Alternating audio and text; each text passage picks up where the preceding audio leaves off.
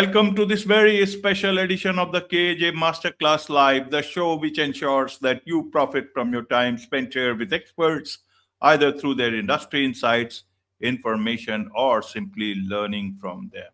And today we have with us Ange. She is a personal brand strategist and business coach for Gen X professionals and founders.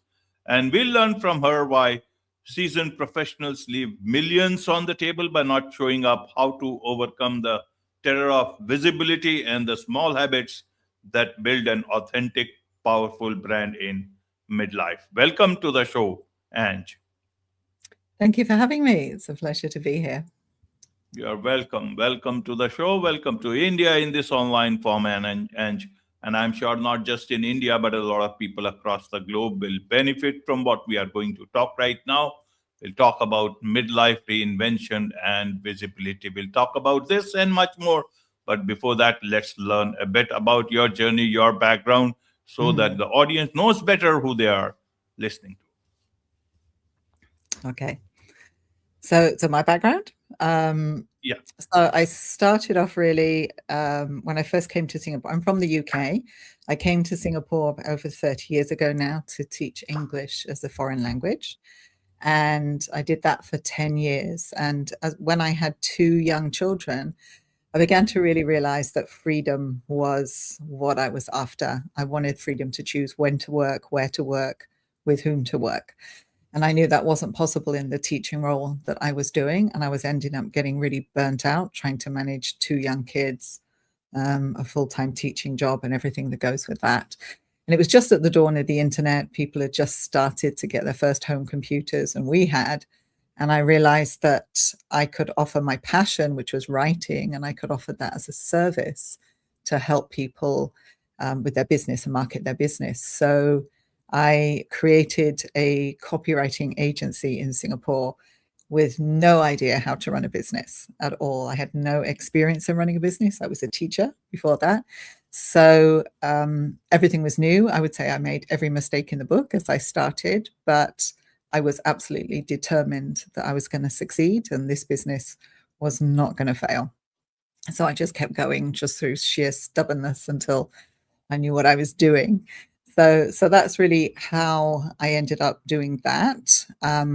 But as with a lot of businesses, it's all ups and downs. You've got to take the lows with the highs. And we had to change our direction, pivot quite a lot over the years as technology developed and new services came on board, different ways of marketing happened. So we were constantly changing. But one thing I didn't do at the very beginning of my business, and I think this is what you were alluding to, leaving a lot of money on the table, is I hid my personal brand. I marketed as the company, which was quite successful. That was okay. But actually, people buy from people. And if I'd have put my face on my website or I put my name, I would probably have got a lot more inquiries in those early days. So I lost a lot of business through not doing that. And I know that now. Didn't recognize it at the time. I didn't understand the power of personal branding. And in my latest pivot, and that's now in my midlife, I help people to show their personal brand, to develop their personal brand and amplify it across different platforms. And I'm targeting, as you said at the beginning, Gen Xers like myself, who are looking for that next chapter in their life, whether it's in their career or their business.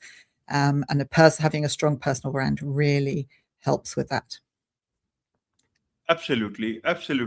And so let's understand about this personal brand type. People who generally build their own business. Many people focus on building a brand for some reasons that they know better. And as you said, focus less on the personal brand, which could bring them much more better growth and results. Yes. Why is it that people don't use personal brand? Is it because they want to sell the business off and personal branding will be a difficult thing for any buyers, or even subconsciously they know about this or think that this is a better way? Help us understand. Let's start from there and then we'll think about how that could have been better if they had used their own personal brand. Right. So I think there's two opposite sides of the coin there. There's people that think that if they put their own name on it, they can't sell the business later, or if something happens to them, how does the business continue? But I think when you see some famous brands like Tony Robbins, things like that, they do manage to continue on the business, even though it's the name. Other people are generally running the show a lot of the time. But also, you don't have to name your business your personal name. You can name it something else and brand the business and run that business. And that's what I did with my business. But don't leave your personal brand on the side and forget about it. You can still develop your personal brand as well. And the strength of doing that is that if you decide to do something else later on down the line, you've still got your personal brand. Even if the business is gone, your personal brand is still there. People still know you, and you just pivot to doing something else. So having a name that people can recognize, and again, as I said, because people do business with people, not with businesses, it's important to develop both of them. Have your business brand, but also have your personal brand as well. Now, where that can sort of go, I think where I've seen people struggle with this, and it's something that happened in my business in the early days of my business, was if you are known for you, and although I didn't put my name out there, nobody knew my name, my customers, when they started doing business with us, they knew me, and they knew me as the company, and it was me doing the work in the early days. But when I grew the team, obviously I wanted the team to do the work and not me. I wanted to be running the business, but I didn't want to be in it. So it was hard with those customers to transition over to having other people do the work for them. So they would say to me, "Oh, but you will be doing it, won't you?" And I would say, "Yes." Then I would give it to my team. It was the only way that I could manage it, because nobody would trust the team. The trust had been built up with me as the personal brand. So that's the case where you can run into a bit of issues in the early days until you can build your business big enough that people will start to come on board, not with you being involved, but with your team. And then they'll trust your team. And it got to the point where in my business, people were dealing with my team and they didn't even know who I was at that point. So, yeah. So, you can have two sides of the same coin there. It can be, I would say there's no downside to having your own personal brand. And I think that's what you should do, is build that regardless. Absolutely.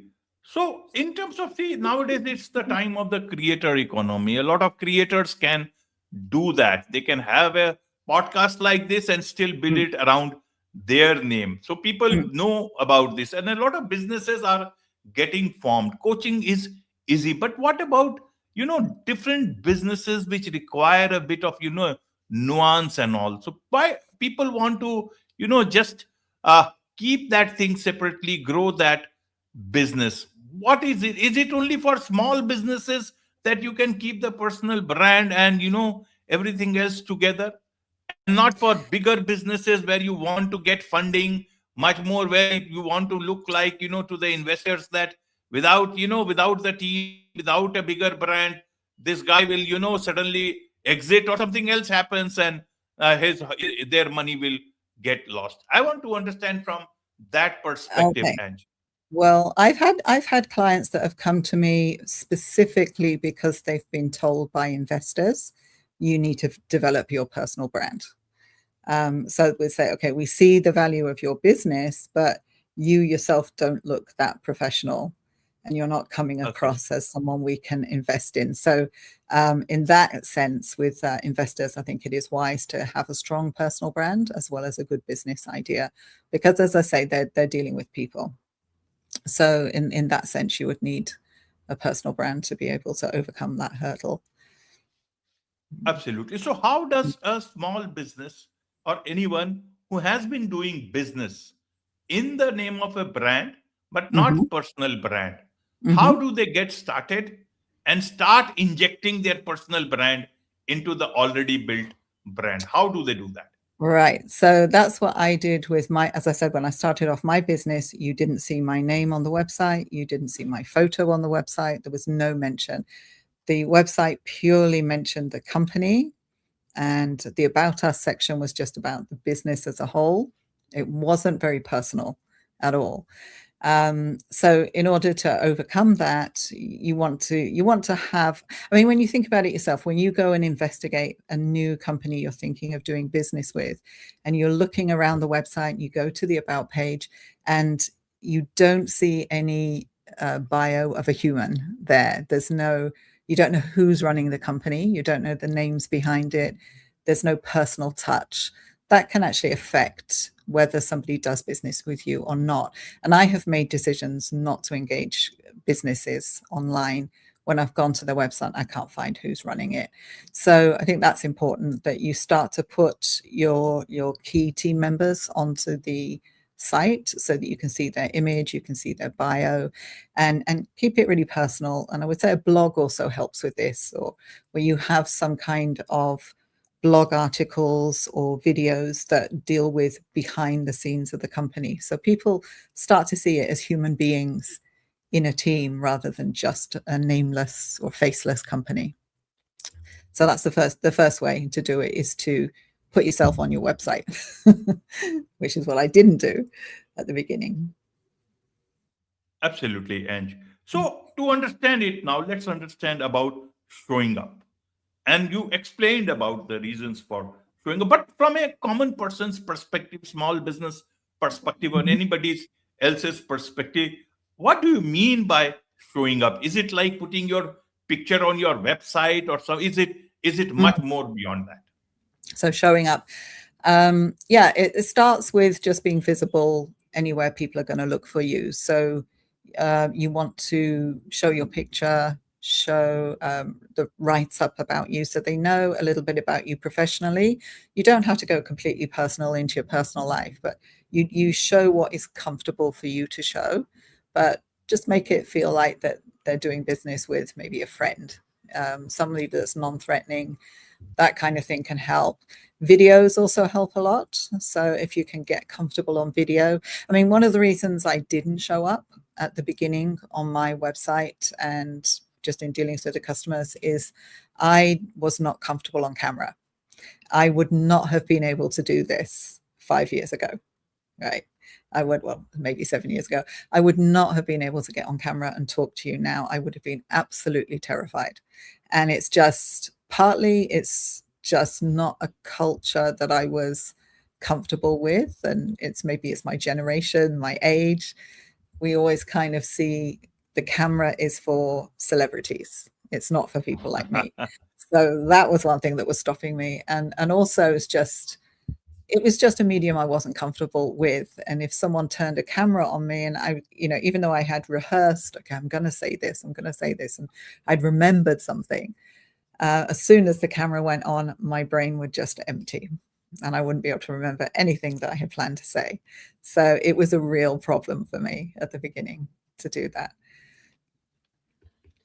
Absolutely. And look at you, means you look a veteran into this video thing, and means I've come from a television background. See, Ah, because okay. of tech reason, I am not here.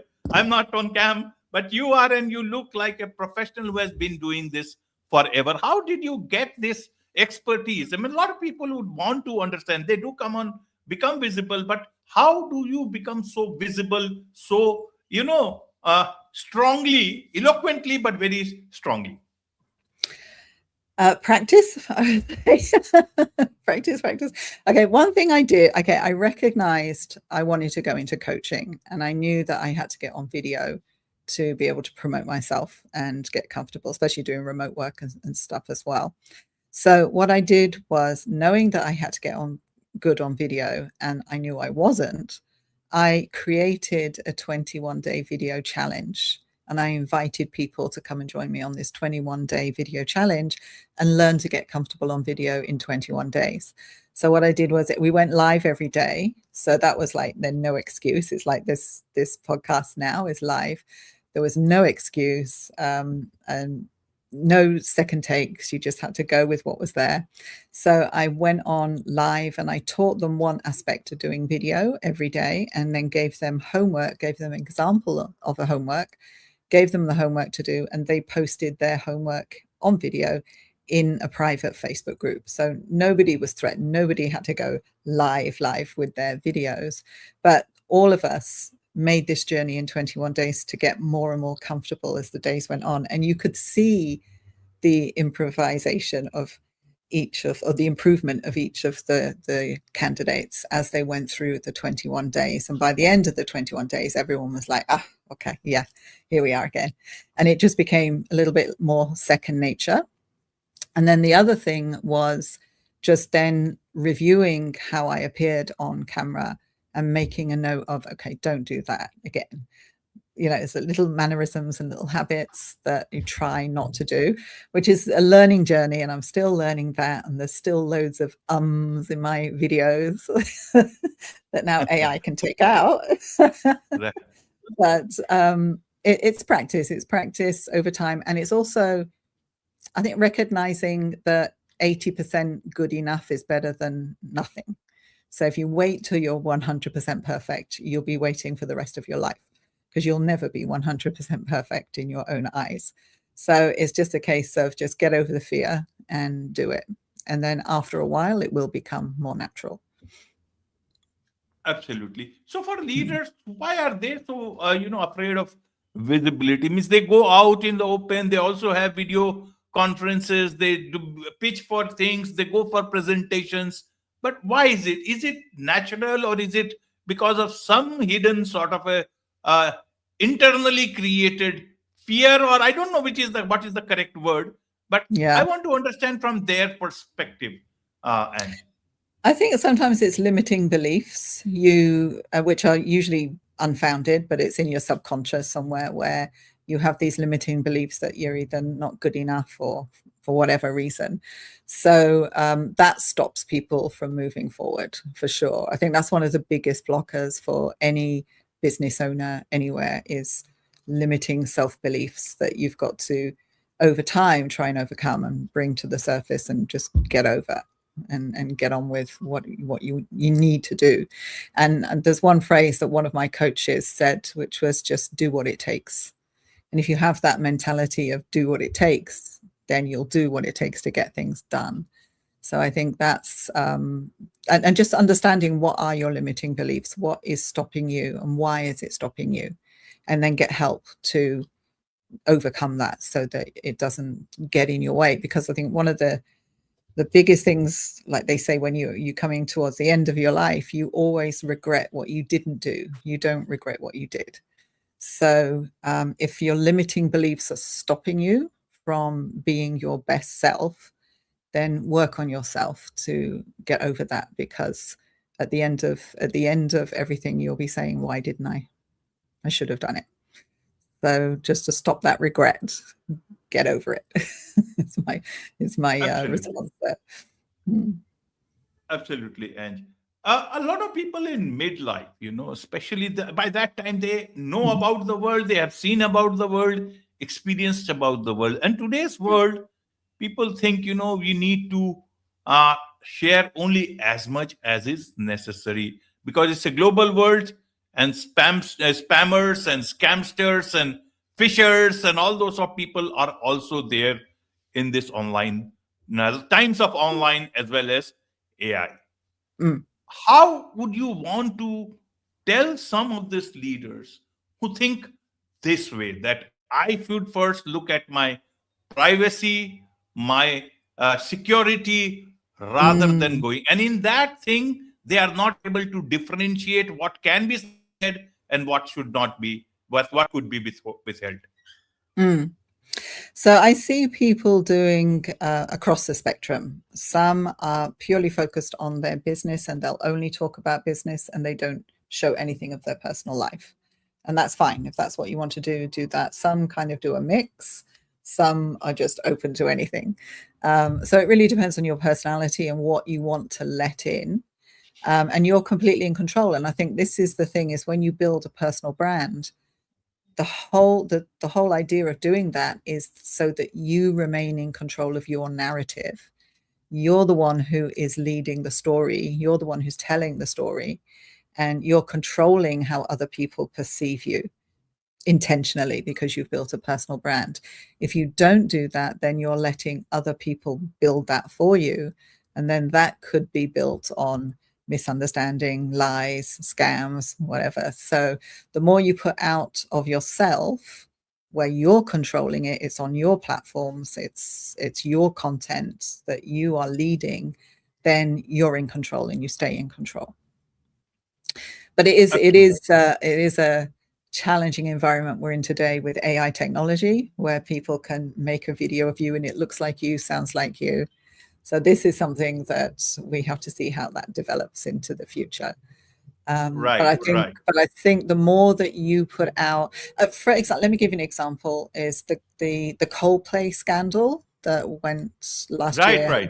Yeah. So a couple of days after that happened, that CEO, the guy, I saw a video of him. It wasn't him, it was an AI thing, but it looked completely real. So it looked like him, sounded like him, was really, really natural. And the only way you knew that it wasn't him was because of the things they had him saying, which he would never have said given the situation he was in. There was no way he would have said that. So in that sense, the only way you knew it wasn't him was because it wasn't his brand voice. It wasn't what the words coming out of his mouth, you knew he would never say. So the more you put yourself out there and the more people hear you as the genuine you talking about what you talk about, as soon as there's a scammer out there looking like you and sounding like you, but not talking in the way you talk, in your values, in the things that you would normally say, people will notice. They'll say, okay, that's off. That then hopefully then they would have second thoughts as to, is this the real person or not? So you've got to be clear on what your values are and make sure you're communicating your values out to the world, so that when somebody comes and it's not you, people will automatically recognize that doesn't sound like that person. That's not what they would say. So that's a way to protect yourself, in a sense. That absolutely. In fact, that's a very nice and strong point you made. And that in your personal brand, in fact, authenticity, in fact, becomes an insurance for you in today's time. When something else may just look like you, sound like you, but your audience will know it's not you. Yeah. Exactly. Yes. Absolutely. And so let's understand it from this point of view, in terms of, how do you maintain your authenticity as well as privacy at the same time in these times? Okay. I kind of look at it a little bit like there's really no such thing as privacy today, really, in the kind of world we're living in. So I think you have to be prepared. But I think also people think this way, and they think they're going to have, I don't know, like millions of followers or whatever, the whole world's going to know them. That's usually not the case. Most of us are just in our own little bubble doing our own little thing. And we have enough, the people that we want around us recognize us and appreciate us for what we do. We don't have to be famous. So, and to get that famous, it takes a lot of work as well. So I think we worry about that too much, and worrying also what other people think of us is another thing that kind of stops people a lot, is that they're scared of how they're going to be perceived by other people and what other people think. And really, my view on that is you will appeal to the people who are naturally attracted to you and want to hear from you because they resonate with your values, with your messaging. So they'll come to you, and other people will hate your guts, right? They're not going to like you at all. Something's going to annoy them about you. And for those people, that's okay. If you don't appeal to them, they're just not your audience. So don't speak to those people. Just speak to the people that respect you and want to hear from you. So I think that's, you can't be everything to everybody and don't try. So as long as once you recognize that, and you recognize also that if you are speaking something of value and you are getting known, you are going to get haters. And when you get haters, that's an indication you're successful in a way as well. So you can't please all the people. Don't try, is my response to that. Absolutely, absolutely. You can't please all the people and not to try. So, talking about midlife reinvention, and Yeah. when you talk about that, Mm. what else comes into this mix beyond video to do that, as you call, to turn a midlife wobble into a powerful reinvention? I like that midlife wobble.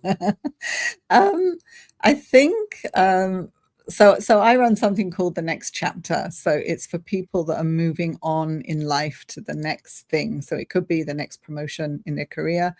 It could be transition from working life to retirement. It could be transition from working life to starting a business.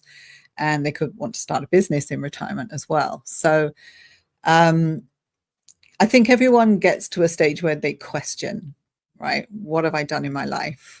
I think this is natural for everyone. You kind of look back and think, have I done what I should be doing? And sometimes people find that they've been living their life for somebody else rather than for themselves. And then you get this natural desire to say, right, I'm going to do this for me now. This is my time. And I think that's what that midlife is. This is my time. So it's deciding what you want to do with the rest of your life. And that's what I help people to recognize and to be able then to live a life that gives them the freedom that they want, in terms of whatever freedom means for them. It means different things to different people. But just that they're living a life around how they want to do it and not how people expect them to do it. So I think when you get to that kind of stage in life, you tend to become a bit of a rebel, and you tend to think, right, okay, I'm sticking up for me now. This is me. This is my time. So I'm helping people to do that. Wonderful, wonderful. So, in a nutshell, what is it that you would want to share in terms of brand building, personal branding, and anything else that could not get covered or get reflected in my questions?